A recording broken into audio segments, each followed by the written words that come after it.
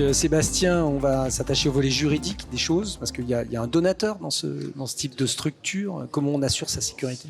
C'est tout l'enjeu, puisqu'on parle de transmission, mais c'est surtout une transition qu'il faut assurer, vraiment une transition sur plusieurs générations.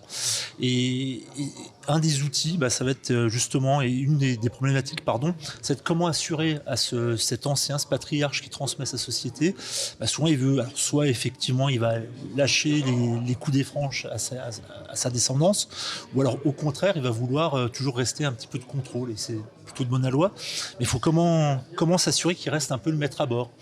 On a toute une palette d'outils. Alors, je ne vais pas rentrer dans le détail, parce que faut avoir à l'idée que ce fameux donateur, il va soit restreindre sa participation, puisqu'il va donner ses titres, donc il aura une participation moindre au capital, ou alors à l'inverse, il va conserver des titres mais en les démembrant, et donc il va perdre des pouvoirs dans les assemblées générales, pour faire simple.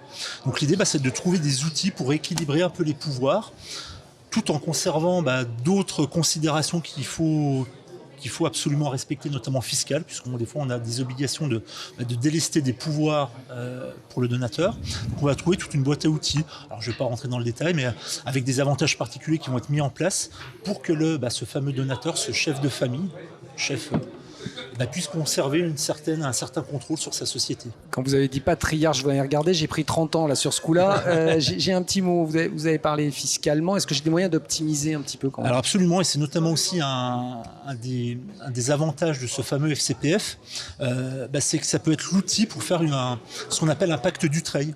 Communément, c'est un engagement collectif de conservation, mais c'est un pacte d'Utreil et on pourra faire jouer ce fameux pacte qui fera bénéficier le donateur-donataire d'une exonération de droits de donation à hauteur de 75% de la valeur, sans rentrer trop dans le détail. Donc il y a aussi un effet qui peut avoir. Marc-Antoine ? Je voudrais vraiment rebondir sur ce que dit Sébastien parce que c'est très important.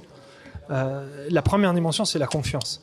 C'est-à-dire que si je travaille sur la base, entre guillemets, taxable, donc on est dans un relais, on ne transmet pas tout au final. On passe le relais, donc à la fin, on va venir à une transmission, mais ça ne veut pas forcément dire qu'on sort. Si on raisonne comme un placement entre guillemets familial, collectif, qui peut fonctionner avec ces règles-là, la première chose, c'est la confiance. Si j'ai transmis, j'ai tout vendu, j'ai récupéré l'argent, je vais le placer ailleurs, j'ai donné ma confiance à quelqu'un d'autre. Si je le place dans mon propre groupe familial, se pose la question de la confiance. Et de comment celle-ci va évoluer dans le temps et va fonctionner, et comment on va régler le curseur.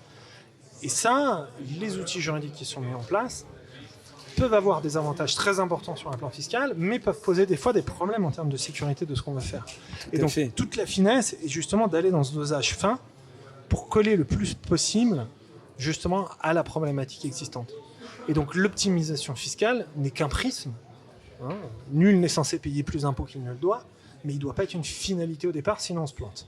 La finalité, c'est quand même l'économique, et c'est les gens qui font l'entreprise.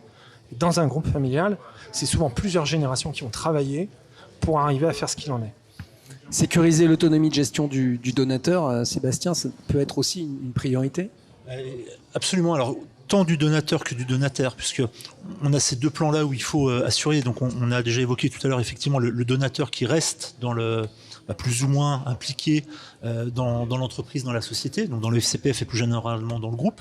Et puis on a aussi le donataire, donc la nouvelle génération qui doit arriver. Alors là encore, ça va être un jeu de curseur pour savoir où est-ce quelle autonomie on va lui donner. Il en a besoin, puisqu'il doit s'investir dans l'entreprise évidemment, mais il faut aussi peut-être mettre en place des garde-fous, alors via les anciennes générations qui vont peut-être être autour, via peut-être des frères et sœurs, via peut-être des tiers, et ça on va peut-être l'organiser, alors via un outil qu'on appelle, alors c'est un peu barbare, un comité stratégique et d'orientation et d'investissement, qui va être un peu un groupe de sages, et qui va un peu entourer, mais tout en entourant le donataire, on doit lui laisser une certaine autonomie. Et là encore, en articulant avec des jeux de pouvoir, des limitations de pouvoir, des organes, qui vont lui permettre à la fois d'être autonome, indépendant et de pouvoir avancer. Mais de bénéficier de l'expertise avec des garde-fous. Bénéficier de l'expertise et d'assurer aussi l'aspect patrimonial pour ne pas dilapider la confiance que lui laissent tous les autres membres de la famille. Mettre des effets de cliquet, ce qu'on appelle du risk management directement en finance. C'est-à-dire faire en sorte que si on a un problème, vous n'avez pas tout le bateau qui coule. De le compartimenter. En fait, la technique, elle existe depuis très longtemps dans les fonds d'investissement, elle existe depuis très longtemps dans les banques, mais elle est tout à fait transposable sur des groupes de taille intermédiaire.